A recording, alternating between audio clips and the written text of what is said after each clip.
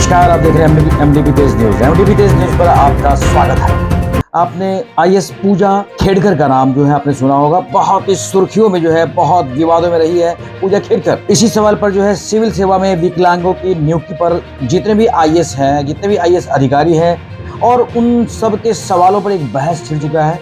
आइए जानते हैं कौन सी बहस है और क्या क्या कौन कौन से आईएएस ने क्या क्या कहा है।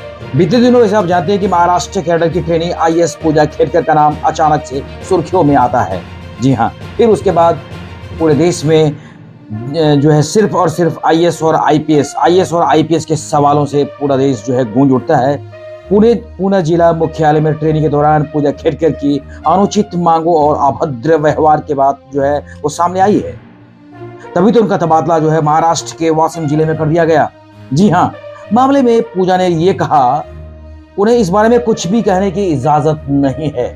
इसके बाद संघ लोक सेवा आयोग यानी कि यूपीएससी ने पूजा पर एफआईआर दर्ज भी करा दी गई है और सिविल सेवा सर्विसेज एग्जाम 2022 के लिए उनकी जिम्मेदारी को भी जो है रद्द कर दिया गया है। जी हाँ, यूपीएससी का कहना यह है कि उन्होंने मामले की व्यापक जांच की। अपनी तरफ से यूपीएससी ने पूरी की पूरी सफाई दी है और उन्हें फर्जीवाड़े का पता भी चला है। तभी तो पूजा खेड़कर के ऊपर एफआईआर किया।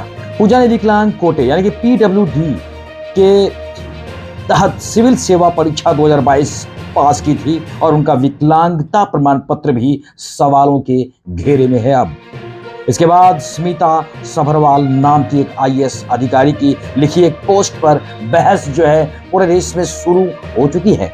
आइए जानते हैं क्या है उनके पोस्ट में। जैसे कि तस्वीर के माध्यम से साफ साफ आप देख सकते हैं स्मिता सभरवाल ने क्या पोस्ट किया है। आईएएस आईपीएस यानी कि जैसी सेवाओं की प्रकृति फील्ड वर्क्स, लंबे समय तक काम करने वाले घंटे, लोगों की शिकायतों को सीधे सुनना है, जिसके लिए शारीरिक फिटनेस की जरूरत होती है। इस प्रीमियर सर्विस को इस कोटे यानी कि विकलांगता कोटा की जरूरत ही क्यों है। स्मिता सभरवाल 2001 बैच की तेलंगाना कैडर की आईएएस अधिकारी रह चुकी हैं।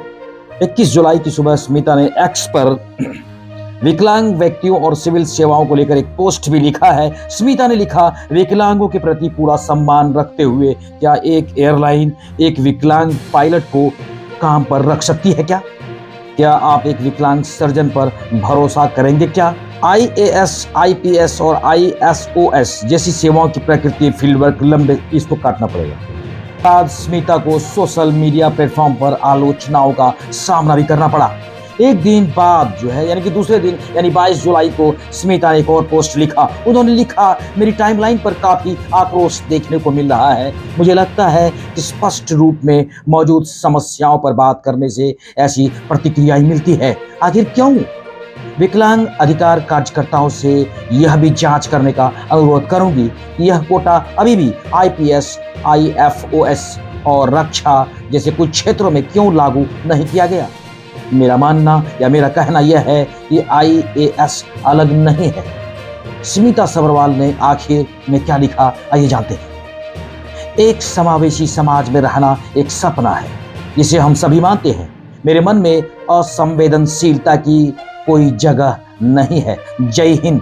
सभरवाल की बातें अपमानजनक और निराधार हैं।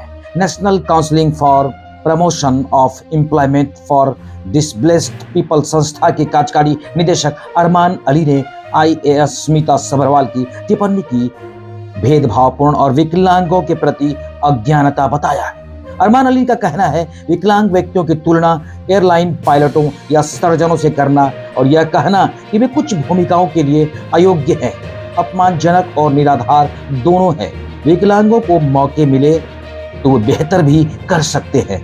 विकलांग डॉक्टर सत्येंद्र सिंह इसका जीता जागता उदाहरण है। अरमान कहते हैं, यह तर्क है कि अखिल भारतीय सेवाओं के लिए शारीरिक फिटनेस की आवश्यकता होती है और इस प्रकार विकलांग व्यक्तियों को बाहर रखा जाता है। सक्षमवादी और पुरानी सोच में निहित है। विकलांगता का मतलब अक्षमता नहीं है। वे बोलते हैं आईएएस में विकलांग व्यक्तियों को नहीं होना चाहिए। इस तरह के सुझाव देना न केवल अज्ञानतापूर्ण है बल्कि आपत्तिजनक भी है। आईएएस में विकलांगता यानी कि विकलांग व्यक्ति अलग दृष्टिकोण और अनुभव लाते हैं जो कि दूसरों को हमेशा प्रेरित करते हैं, जो निर्णय लेने और नीतियों को आगे बढ़ाने में सहायक होते हैं। भारत 10 करोड़ के तकरीबन अधिक विकलांग व्यक्तियों का घर है। एक पोस्ट जो है, मुकेश पवार दिल्ली की जवाहरलाल नेहरू यूनिवर्सिटी में छात्र है। उनके शोध का विषय हिंदी सिनेमा में विकलांग विमर्श 1982-2020 है और वो खुद भी एक विकलांग छात्र हैं। मुकेश का कहना है कि आईएएस स्मिता सभरवाल की बातें और तर्क पूर्वाग्रहों से ग्रसित है। वे कहते हैं कि सिविल सेवाओं की कुल 24 सेवाओं में विकलांग लोगों को 7 से 8 सेवाओं में नहीं रखा जाता है, जिनमें प्रमुख रूप से आईपीएस, आईएएस और आईआरपीएफएस जैसी सेवाएं शामिल हैं। जहां तक बात फील्ड वर्क की है, आप पहले भी यह बात मान रहे हैं कि आईएएस अधिकारी अकेले फील्ड में जाएगा। और आईएएस चाहे वो विकलांग हो या ना हो, उनके साथ अन्य अधिकारी और सहायक तो होते ही हैं। अगर कोई विकलांग है तो व्हील चेयर के साथ जाएगा और नेत्रहीन है तो स्टिक के साथ जाएगा। दिव्यांग जन अधिकार अधिनियम 2016 में यह प्रावधान भी है कि अगर कोई विकलांग कहीं नौकरी कर रहा है तो उसके लिए अनुकूल माहौल बनाने की जिम्मेदारी सरकार की होती है।